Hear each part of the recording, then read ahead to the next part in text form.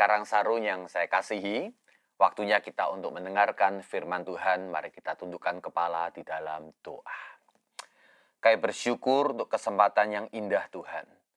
Kami boleh beribadah bersama-sama melalui fasilitas yang telah Kau berikan kepada kami ini, sehingga setiap jemaat di tempat masing-masing berada boleh bersama-sama bersekutu, menyatukan hati, menyembah, memuji Engkau. Dan sekarang waktunya kami untuk mendengarkan firman-Mu.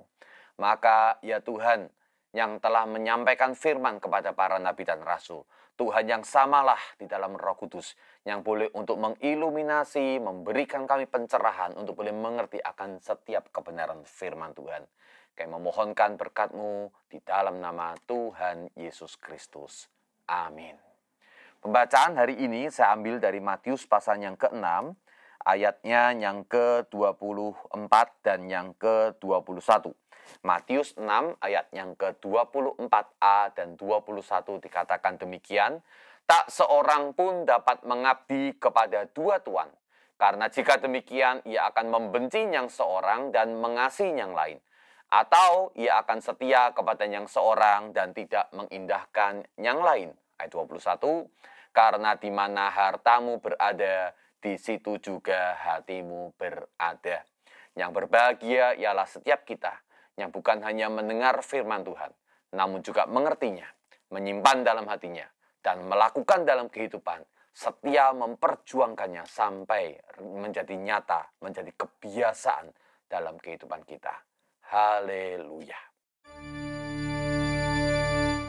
Haleluya. Haleluya. Haleluya.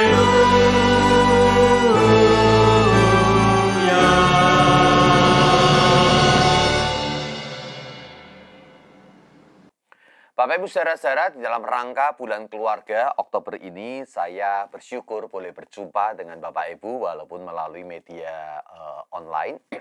Dan tema yang diberikan kepada saya adalah keluarga itu penting. Untuk memahami tentang pentingnya sebuah keluarga, dengan sengaja saya mengambil nats dari Matius pasal yang ke-6, berbicara tentang harta dan tuan. Tentu kita paham bahwa ayat ini secara konteks dekatnya berbicara membandingkan tentang Tuhan sebagai tuan atas kehidupan kita dan dunia, khususnya mamon, yang seringkali menjadi tuan yang memperhamba akan kehidupan kita. Matius 6 ayat 21 juga menjelaskan dalam konteks yang sama bahwa harta terindah kita adalah harta surgawi dan bukan harta duniawi. Namun saya ingin mengajak kita memikirkan ayat ini dalam konteks yang lebih luas. Ya, saya ingin mengajak kita memikirkan bahwa ayat ini juga berbicara sebenarnya tentang sistem prioritas kita. Ada hal-hal yang kita anggap prioritas lebih tinggi. Dan prioritas yang lebih tinggi itulah yang menjadi harta kita seringkali, yang membuat prioritas yang lebih rendah akhirnya diabaikan karena dianggap kurang berguna dibandingkan prioritas yang lebih tinggi itu. Prioritas yang lebih tinggi berarti adalah sesuatu yang kita dengan sukarela mencoba untuk memenuhi keinginan daripada prioritas tertinggi kita. Sementara prioritas yang lebih rendah membuat kita lebih mudah untuk mengabaikannya. Karena dia, permintaan dia atau ketuntutan dia sesuatu yang kalah penting dibandingkan prioritas yang lebih tinggi itu. Hari ini dengan sengaja saya ingin mengajak kita memikirkan berkenaan dengan keluarga itu penting.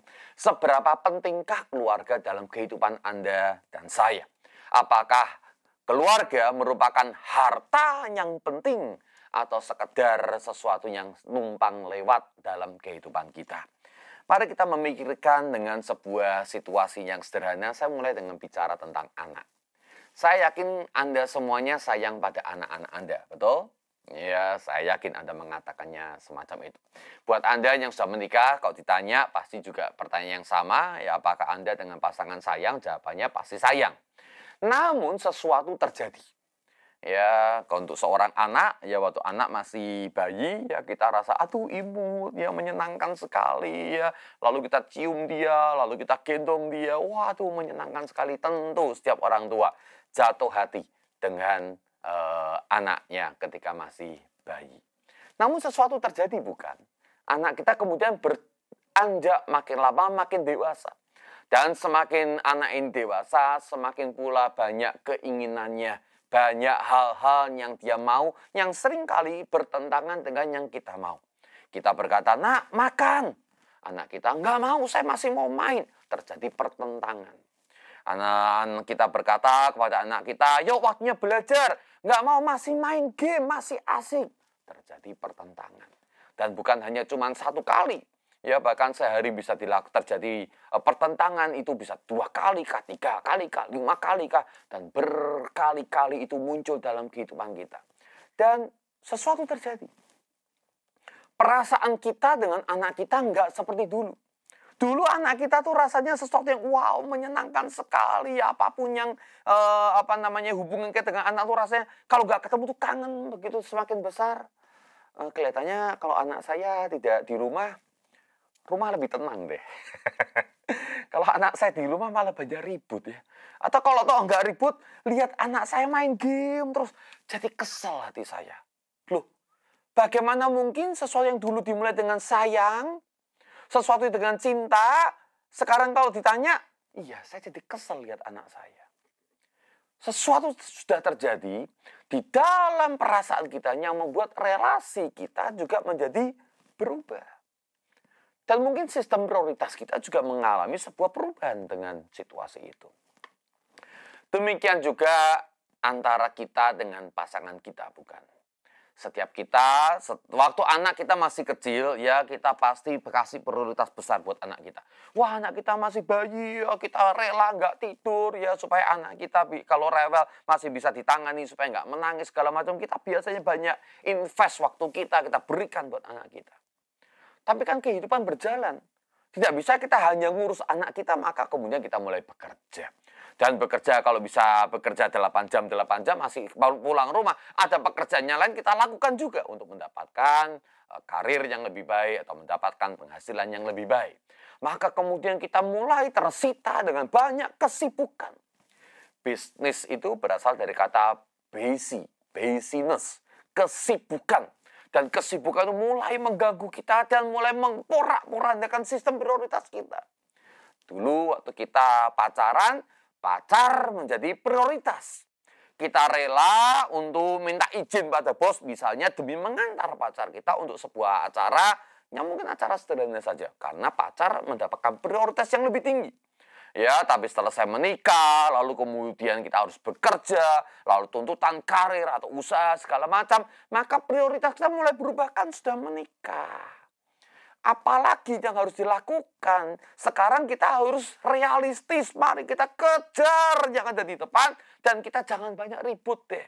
Memang mungkin nggak ribut awalnya. Sama-sama kita menyadari akan tugas dan fungsi masing-masing. Tapi dengan berjalannya waktu, maka prioritas itu mulai menunjukkan efeknya. Waktu-waktu yang harusnya kita bersama-sama dengan istri atau suami tergantikan dengan kumpulan rapat, dengan kumpulan kesibukan pekerjaan, dengan panggilan daripada pelanggan, dan banyak hal yang lain. Demikian juga seorang wanita seringkali di dalam busyness-nya, di dalam kesibukannya, entah kesibukan rumah tangga, ya yang nggak pernah selesai. Ya, saya beberapa kali harus tinggal di rumah karena istri saya pelayanan keluar kota, ya dalam waktu 2 hari, 3 hari, seminggu kadang-kadang, ya oleh karena urusan yang lain tentu saja istri saya misalnya harus ke keluarga. Hari ini saya masih jadi bujang nih karena istri saya sudah 2 minggu ada di Bandung. Ya berkenaan dengan mengurus mertua saya yang sedang sakit. Jadi beberapa kali saya mengurus yang namanya pekerjaan pelayanan plus juga mengurus akan urusan rumah tangga. Dan urusan rumah tangga kan nggak pernah selesai. Ya Makan, selesai makan, piring harus dilihat di posisinya di mana, lalu kemudian dibereskan, ya, lalu kemudian cuci pakaian, lalu kemudian beres-beres rumah. Ya tentu kita bersyukur ada laundry sekarang, saya serahkan kepada laundry karena saya pengen waktu saya nggak tersita untuk urusan baju saya, ya piring dan segala macam, kita berbagi tugas dengan anak saya, tapi tetap ada kesibukan-kesibukan. Dan kalau sudah misalnya wanita ya dalam kesibukan rumah tangga lalu diganggu oleh suaminya datang misalnya ya ingin mendapatkan perlakuan khusus dengan Anda sebagai seorang istri, ya sebentar saya masih pusing. Ya jangan banyak ngomong dulu. Akhirnya kemudian sesuatu terjadi antara suami dan istri yang awalnya mesra penuh dengan kehangatan. Belakangan hari sudah tidak semesra dulu. Sudah tidak sangat dulu. Sudah tidak seintim dulu. Artinya kita menyadari bahwa sesuatu telah berubah. Dimulai oleh karena sistem prioritas kita yang berubah, maka kemudian kita mendapatkan akan situasinya. Nah kita berkata ini semuanya adalah pilihan. Ya saya harus memilih ya antara anak dengan karir atau dengan kesibukan dan segala sesuatu. Saya ingin katakan bahwa kebanyakan di antara kita ini bukan masalah pilihan karena Anda sebenarnya sudah memilih. Anda sudah melakukannya pada bertahun-tahun dalam kehidupan Anda. Jadi khotbah ini bukan untuk mengajar Anda memilih karena Anda sudah memilih. Khotbah ini adalah kesempatan untuk Anda mengevaluasi pilihan Anda. Kalau pilihan Anda adalah pilihan yang benar dan baik, puji Tuhan, bersyukur, lanjutkan. Tapi kalau pilihan Anda selama ini salah, mari kita evaluasi berdasarkan firman Tuhan. Dan setelah Anda evaluasi, kalau Anda rasakan ada hal yang harus berubah oleh karena firman Tuhan. Firman Tuhan berkata demikian pada Matius 6 bagian yang kita baca. Tak seorang pun dapat mengabdi kepada dua tuan. Jangankan 3 atau 4, 2 saja nggak mungkin. Anda harus membuat sebuah sistem prioritas, mananya Anda anggap Tuhan yang paling penting, dan mananya Anda anggap Tuhan yang tidak terlalu penting. Karena jika demikian ditaruh Tuhan itu pada posisi yang setara, maka dikatakan ia akan membenci yang seorang dan mengasihi yang lain. Ya, kalau Anda mengasihi keluarga, maka pekerjaan menjadi tidak terlalu penting. Anda mengasihi pekerjaan, keluarga menjadi tidak terlalu penting. Anda mengasihi kenyamanan diri Anda, maka hobi Anda menjadi yang paling penting. Tapi kalau Anda mengasihi kesenangan daripada pasangan Anda, atau Anda memprioritaskan kebaikan daripada orang tua Anda, atau daripada anak Anda, atau orang tua Anda buat Anda yang masih muda, maka hobi Anda menjadi tidak terlalu penting. Anda mengerti sekarang? Bahwa segala sesuatu kadang-kadang memang tidak bisa disandingkan di tempat yang sama. Anda harus membuat sebuah sistem prioritas mana yang lebih penting, mana yang kurang penting. Dan dikatakan, atau ia akan setia kepada yang seorang dan tidak mengindahkan yang lain. Yang satu Anda akan setia itu berarti ya terus menerus ya doing something better and better ya, Anda lakukan yang terbaik ya, Anda committed dengan sesuatu itu. Dan Anda mulai menyepelekan atau mengabaikan atau tidak mengindahkan yang lainnya.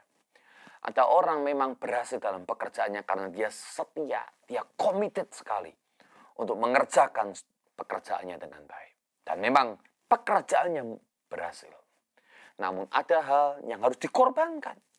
Kenapa? Karena memang diabaikan, tidak diindahkan. Maka yang terjadi adalah yang tidak diindahkan, kualitasnya akan berkurang. Ya, makin lama makin menurun, makin lama makin menurun.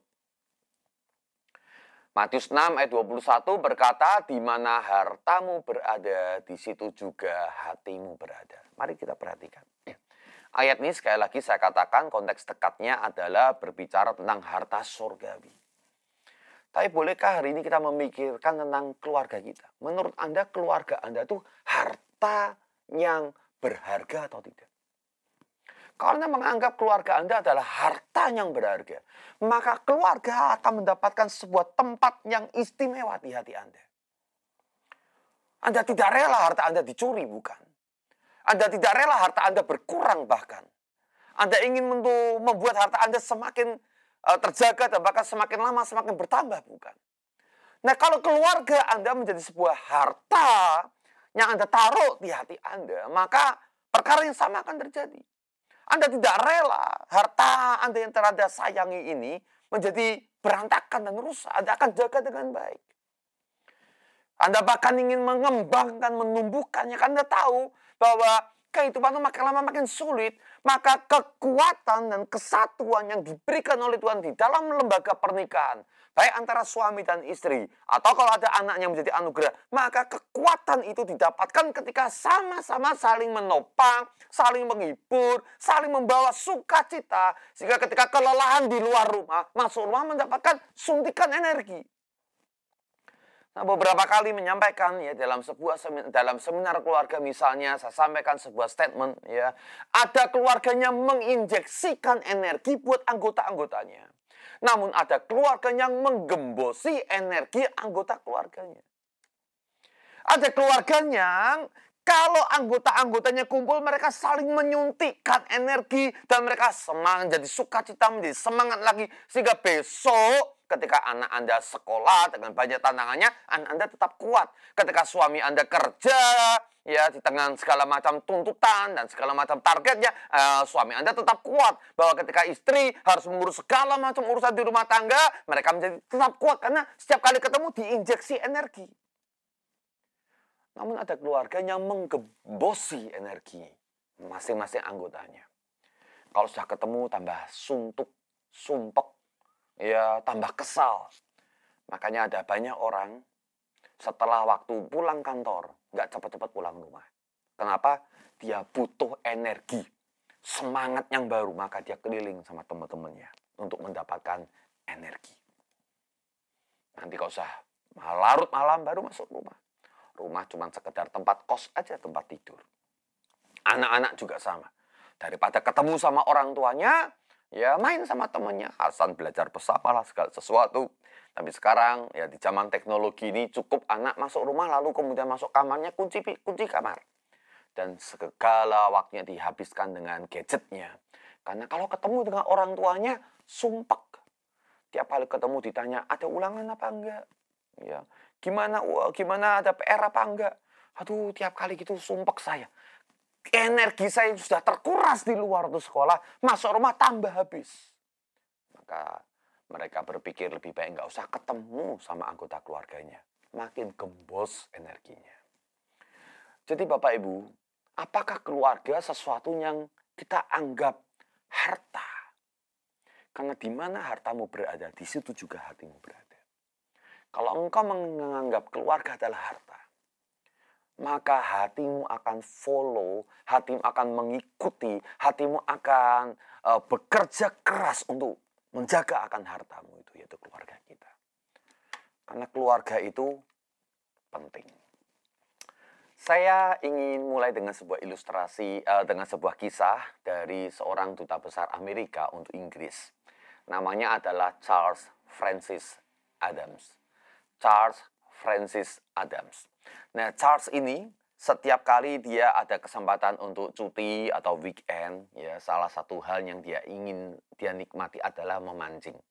Ya, beberapa orang enjoy sekali ya, dia memancing, tenang, nggak banyak diganggu, lalu kemudian dapatkan ikan, sambil santai-santai dapat ikan, waduh prestasi yang besar, lalu pulang dengan bangga, saya bawa ikan ya mau 3 ekor, 5 ekor, hitungnya berapa kilo atau berapa kuintal tergantung ikan yang sedang ditangkapnya. Nah kali itu oleh karena sebuah situasi, ya anaknya yang kecil mau nggak mau harus ikut dengan dia. Ya karena istrinya ada sebuah urusan dan segala situasi, pokoknya anaknya yang kecil mau nggak mau harus ikut dengan Charles ini untuk memancing. Charles sudah tahu ini memancing, harus suasananya tenang, bawa anak, aduh pasti kacau. Tapi dia nggak bisa mengelak, oke lah kalau gitu. Maka dia bawa anaknya Brooke Adams ya untuk kemudian memancing bersama dengan dia. Seharian memancing anaknya itu waduh ya bingung, sibuk rame teriak-teriak, ambil cacing lah, ambil pelet ya, itu umpannya lah, taruh di kailnya, lalu kemudian dilempar ya berantakan, dilempar lebih jauh lagi ya, lalu kemudian teriak-teriak ya. Begitu ada gerakan air pergerakan air di kolam langsung dia teriak-teriak, airnya akhirnya ikannya pergi lagi. Seharian tuh ribut sekali, seru rame ya. Dan pulang, nggak bawa banyak hal. Nggak bawa apa-apa. Nah, orang barat tuh suka bikin diary ya, bikin catatan harian. Jadi kemudian Charles ya dia tulis di buku catatan hariannya. Dia tulis gini, pergi memancing bersama anakku. 1 hari terbuang sia-sia. Dia nggak dapat apa-apa. Dia nggak dapat enjoy-nya karena dia butuh tenang. Dia nggak dapat ikan. Tiap hari harus ngawasin anaknya lagi ngerjain apa. Ayo, 1 hari terbuang sia-sia katanya. Brooks juga tulis di diary-nya. Tahu yang ditulis oleh anak ini? Dia tulis demikian. Pergi memancing bersama ayahku. Wow, ini hari yang terindah dalam hidupku. Bagi Brooks Adams, pergi memancing bersama ayah itu keren banget. Dia sudah beberapa kali mendengar ayahnya pergi memancing dan dia bertanya, mancing itu kayak apa sih? Lalu kemudian dia lihat bapaknya, wah dia pasang umpan, lemparkan kail, nungguin. Wah caranya begitu dan dia mencoba mengikuti akan bapaknya. Ini proses duplikasi yang penting antara seorang anak laki-laki kepada bapaknya. Dia mencoba untuk melakukan hal yang sama, dia ikut bergembira bersama dengan bapaknya. Dan dia tulis di sana, ini hari yang terindah, saya pergi mancing bersama dengan bapak saya. Anda lihat perbedaan sudut pandang daripada sang ayah dan sang anak. Yang satu berkata, waktu yang terbuang sia-sia. Sang anak berkata, waktu terindah dalam hidup saya. Saudara, ini menunjukkan skala prioritas. Jadi hal pertama yang bisa dilihat, apakah keluarga itu penting atau tidak, adalah dari sisi waktu. Love harusnya diejai sebagai time. Cinta atau kasih itu identik dengan waktu. Pak, tapi kan waktu itu adalah uang. Iya betul. Makanya Anda mungkin mengatakan, ya waktu itu adalah uang, waktu itu adalah berharga. Kalau saya pakai waktu saya buat ngurusin anak, saya nggak dapat uang. Makanya harta Anda yang mana? Di mana hartamu berada, di situ hatimu berada. Harta Anda yang yang mana? Kalau Anda menganggap hartanya adalah uang, maka waktu akan Anda ganti dengan uang. Tapi kalau Anda menganggap bahwa harta Anda adalah keluarga, maka waktu Anda ada bagian yang cukup signifikan untuk Anda berikan pada keluarga, karena keluarga adalah harta Anda. Pak, Pak David, bukannya cukup masalah waktu itu waktu yang berkualitas. Saya rasa saya nggak sepakat dengan memberikan. Kalau punyanya 10 menit sama anak, yang penting 10 menitnya berkualitas. Kalau punyanya 5 menit, ya sudah 5 menitnya yang penting berkualitas. Saya nggak sepakat, yang penting waktu yang memadai. Anda nggak bisa paksakan 10 menit jadi sesuatu yang momen yang berkualitas, yang kemudian terkenang seumur hidup dan langsung kemudian membangun sebuah kedekatan dengan orang yang Anda sayangi, bukan. Harus memadai. Saudara, Anda kenal saya sebagai seorang rohaniwan. Waktu rohaniwan dengan waktu kebanyakan non-rohaniwan jemaat, yaitu agak berbeda. Ya, rohaniwan itu pelayanan gerejawi selalu mengambil waktu, ya pelayanan gerejawi itu waktu kosong. Ya, pagi sampai siang, ya jemaat kerja dan sekolah, maka pelayanan gerejawi pasti malam hari kan. Ya weekend, ya Sabtu Minggu, ya Senin sampai Jumat kerja dan sekolah, Sabtu Minggu kemudian pelayanan, dan kami ada di posisi itu. Nah sekarang bayangkan Bapak Ibu, ya Senin sampai Jumat, ya siang sampai sore anak saya sekolah, saya nganggur, ya di kantor juga atau melakukan beberapa aktivitas. Tapi yang jelas adalah sore saya harus ke gereja, jam 6 saya harus berangkat ke gereja. Ya kalau saya ada pelayanan lokasinya jauh, kadang-kadang jam 5 harus tinggalkan rumah, ya pulang kadang-kadang larut malam. Berarti waktu saya jam berapa? Tough sekali. Jam 3, jam 5 sore itu waktu yang saya punya untuk anak saya di weekday, Senin sampai Jumat. Sabtu Minggu, itu persoalan yang lain. Anak saya waktunya free day, saya adalah duty day. Waktu yang paling sibuk justru Sabtu dan Minggu. Saya bisa daftarkan lebih banyak lagi. Waktunya liburan sekolah, anak saya happy day. Ya, seringkali saya diminta untuk mimpin camp, ya kadang-kadang maraton dari camp satu ke camp yang lain, dari seminar satu ke seminar yang lain. Ya anak saya jalan-jalan, ya saya kadang-kadang harus ditinggal. Ya, karena apa? Pelayanan yang ada. Artinya Bapak Ibu, sebagai seorang rohaniwan, saya perlu untuk manage waktu saya disesuaikan dengan anak saya. Lebih sulit saya yakin daripada kebanyakan jemaat mungkin. Ya, jemaat begitu pulang kantor, sebenarnya kalau Anda bisa bereskan banyak hal, di rumah adalah waktu Anda cukup leluasa dengan anak Anda, bukan? Atau dengan pasangan Anda. Ya, sementara kami waktunya lebih pendek. Itu sebabnya mengapa kami satu keluarga, saya, istri saya, dan anak-anak saya sangat memahami bahwa ada waktu yang menjadi waktu keluarga, family time buat kami. Setiap hari dan setiap minggu. Tentu nggak harus pergi bersama-sama. Saya mau kasih catatan ya. Jemaat kalau berpikir, oke, family time kita mau makan bersama-sama di luar, ya itu belum tentu menjadi waktu yang terbaik. Karena makan di luar kalau anaknya khususnya masih kecil ya, menjadi waktu di mana banyak ribut, anak kita lari ke sana kemari, kita akhirnya bingung ngurusnya anak di tengah-tengah keramaian, ya malah berantem habis itu ya. Jadi tidak selalu, apalagi masa pandemi saya rasa juga ada kesulitan tersendiri. Tapi harus ada waktu yang memadai untuk anak saya dan untuk istri saya. Kadang-kadang ada beberapa situasi ketika anak saya atau istri saya menuntut waktu yang lebih, saya harus korbankan waktu saya yang lain. Artinya lembur misalnya untuk persiapan pelayanan. Ya, artinya ya harus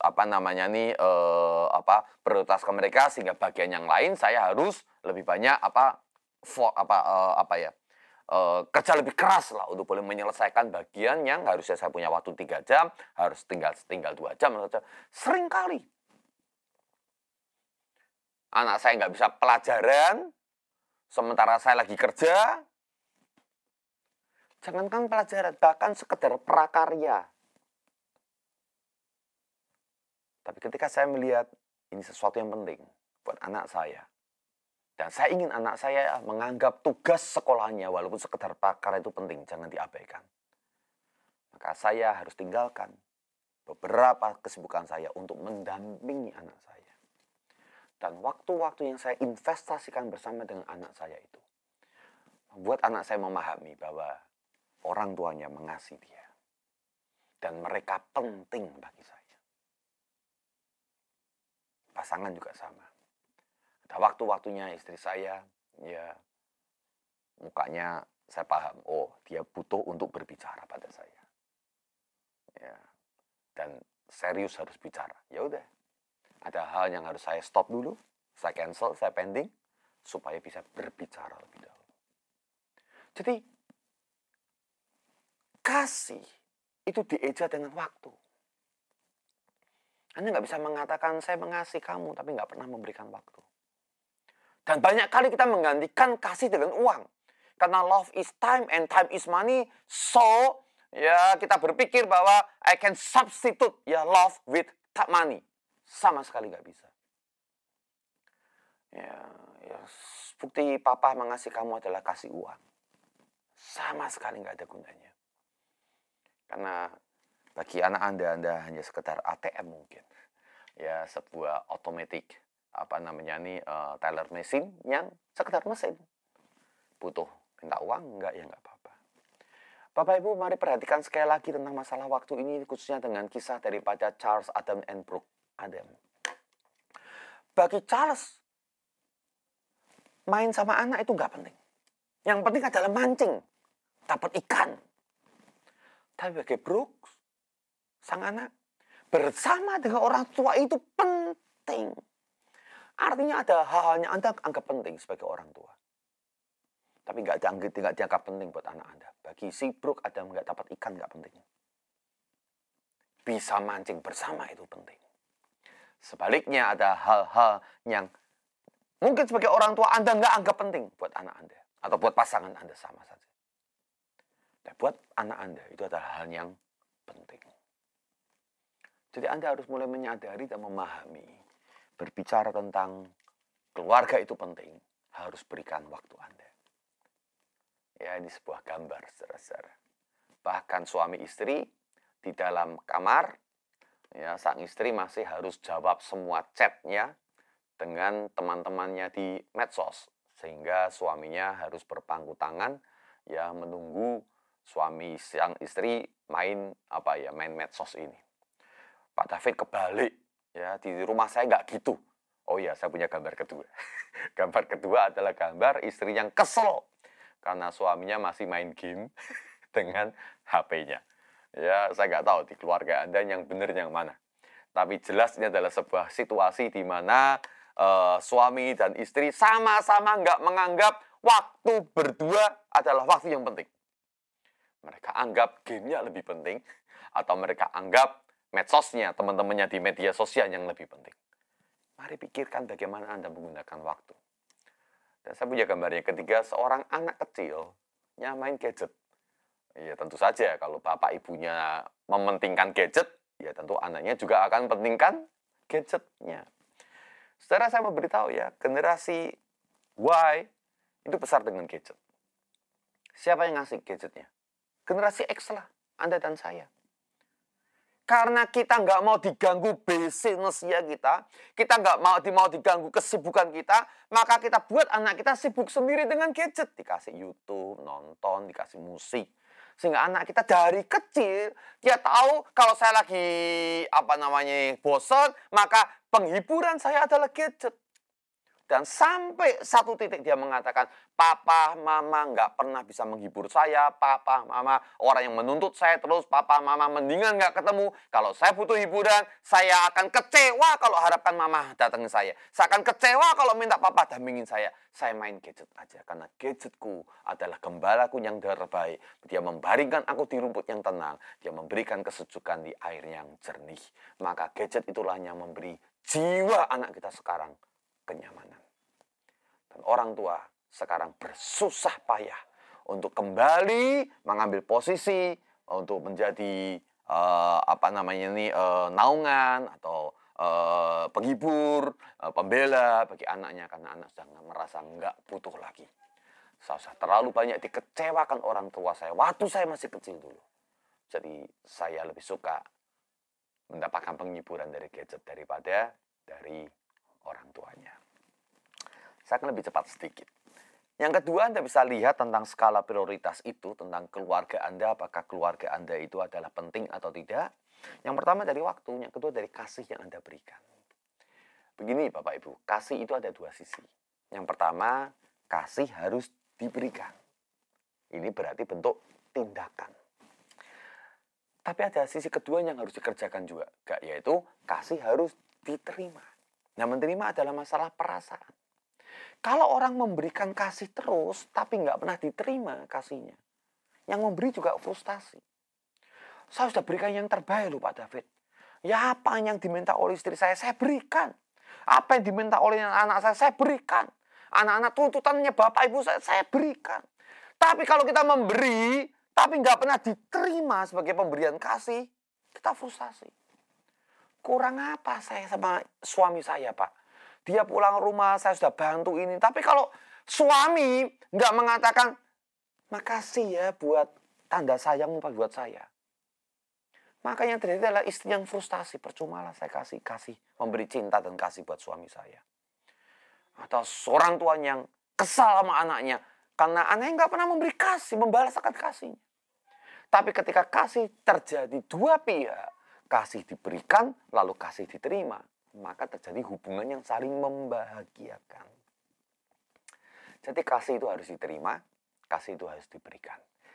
Biasakan di tengah-tengah keluarga Anda ketika seseorang memberikan perhatian, bahkan perhatian kecil sekalipun, harus dijawab dengan terima kasih. Kalau saya, saudara-saudara, memberikan handphone kepada seseorang, saya kasih uang ya. Saya kasih uang pada anak saya nggak ngomong terima uang, bukan. Yang dikatakan anak saya harusnya apa? Terima kasih. Artinya adalah saya memberikan uang sebagai tindakan kasih, tapi anak saya harus menghargainya bukan uangnya. Dia harus menghargai apa yang saya munculkan dalam tindakan itu, yaitu kasih saya. Makanya Bahasa Indonesia yang paling bagus, dia mengatakan terima kasih. Ya, lebih bagus daripada bahasa Inggris ya atau bahasa lainnya. Karena kita mengatakan setiap tindakan yang kita terima, kita melihat kasih yang ada di belakang dari setiap tindakan itu. Jadi kasih harus diberikan dan kasih harus diterima. Memberi adalah masalah tindakan praktis Anda harus kerjakan, dan menerima adalah perasaan yang Anda harus tangkap. Saudara-saudara, kalau suami istri mereka sama-sama berkorban demi pasangannya. Saya yakin nggak ada suaminya nggak berkorban buat anaknya, istrinya nggak ada istrinya nggak berkorban buat suaminya. Ya termasuk korban waktu, korban tenaga, bahkan korban perasaan, korban pikiran. Kita suami istri sudah sama-sama menghabiskan banyak pikiran, banyak perasaan dan emosi kita untuk boleh memberikan dan kita berkorban. Walaupun disakiti tetap mengasihi, namanya kan mengasihi tetap harus diberikan, kita tetap mengasihi. Tapi akhirnya frustasi karena apa? Setiap kali kita memberikan kasih, kita berkorban dengan banyak hal. Tapi nggak pernah diterima. Belajarlah untuk memberikan penerimaan kasih. Makasih ya sudah dipijitin. Terima kasih ya sudah dibantu menyelesaikan tugas saya. Dan bukan hanya sekedar kata-kata. Anda boleh lakukan dengan lebih baik lagi terima kasihnya. Dengan usapan tangan Anda kah? Terima kasih ya. Dengan ciuman kah? Terima kasih ya. Itu membuat pengorbanan atau tindakan kasih yang diberikan oleh anggota keluarga Anda. Dia merasa dihargai, diterima, dan akhirnya mendapatkan sebuah kebahagiaan. Saya berhenti pada dua hal ini. Jadi Bapak Ibu saudara-saudara, kalau Anda menganggap keluarga itu penting, jadikan keluarga adalah hartamu yang terindah, yang disimpan di hati. Kalau keluarga itu penting, maka Anda akan setia kepada keluarga itu. Anda akan memperjuangkan keluarga. Dan Anda bahkan mungkin mengorbankan yang lainnya. Tentu Tuhan nomor satu. Tapi keluarga pantas ditaruh di nomor dua. Karena suami istri adalah dua menjadi satu. Gak boleh diceraikan. Maka pantas suami istri adalah hubungan yang kedua. Setelah Tuhan. Pun juga hubungan orang tua dan anak adalah hubungan yang memiliki prioritasnya seharusnya lebih besar. Ingat, satu kali nanti kita akan bertambah tua. Dan ketika kita bertambah tua, siapa yang akan kita minta tolong? Pasti anak kita. Kalau hubungan kita dengan anak sudah jauh, anak nggak pernah telepon, anak nggak pernah datang, tentu kita sebagai orang tua juga akan merasa sedih, bukan? Maka keluarga harus dan layak mendapat tempat yang jauh lebih tinggi daripada segala macam prioritas yang lainnya. Saya akan tutup dengan membacakan sekali lagi Matius 6 ayat 24, dikatakan demikian. Tak seorang pun dapat mengabdi kepada dua tuan. Nggak ada Superman. Nggak ada seseorang yang demikian multitasking untuk mengerjakan banyak perkara dengan prioritas yang sama. Karena Anda hanya bisa hadir di satu tempat pada satu waktu yang sama. Nggak bisa hadir di dua tempat. Anda mungkin bisa berpikir dengan cepat, tapi ada waktunya di mana Anda stuck berpikir dan Anda harus fokus kepada satu hal saja. Nggak ada seorang pun katanya yang bisa sedemikian multitasking untuk mengerjakan banyak hal dan buat prioritas yang sama dengan banyak hal.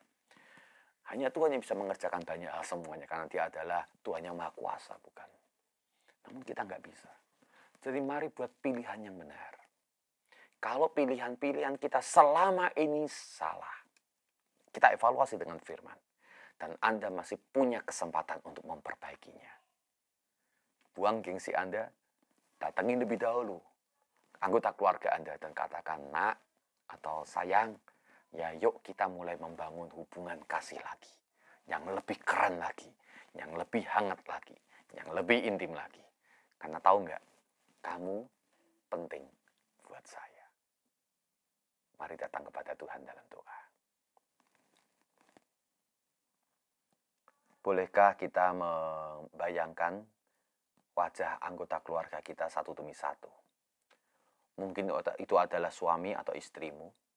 Mungkin itu adalah anak-anakmu atau kedua orang tuamu. Dan sebelum berdoa, bolehkah Anda membuat sebuah komitmen lebih dahulu? Papa, engkau penting buat saya.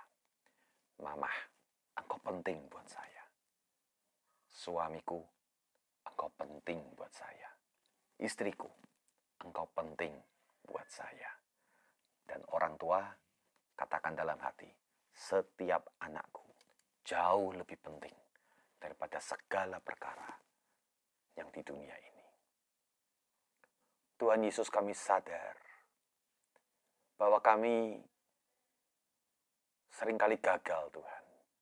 Mungkin banyak di antara kami sudah memulainya dengan benar. Menganggap anak kami penting. Menganggap pasangan kami penting. Namun dengan berjalannya waktu sesuatu telah terjadi. Sehingga apa yang dulu kami anggap penting, akhirnya menjadi kurang penting. Bahkan beberapa sudah merasa tidak penting lagi.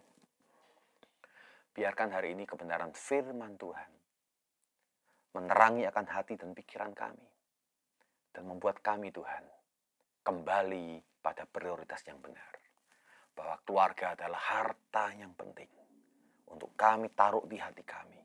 Dan kami perjuangkan dengan sebaik-baiknya. Tuhan, kami butuh anugerah-Mu. Kalau ada hubungan-hubungan yang sudah retak, ya Allah yang Maha Damai, persatukan hati dengan hati yang sudah retak itu. Tautkan kembali ya Tuhan, di dalam nama Yesus Kristus. Tautkan kembali ya Tuhan. Bahkan Engkau rekatkan dengan tali kasih-Mu itu. Supaya antara suami istri, antara orang tua dan anak, kembali dipulihkan hubungan itu. Dan sejak hari ini, mereka menjalani sebuah kehidupan yang berbeda dengan pasangannya, dengan anak dan orang tuanya. Terima kasih Tuhan. Terima kasih. Kami mohonkan anugerah-Mu untuk boleh menikmati setiap kebenaran firman di dalam kehidupan ketika kami mempraktekkannya. Dalam nama Tuhan Yesus kami berdoa. Amin.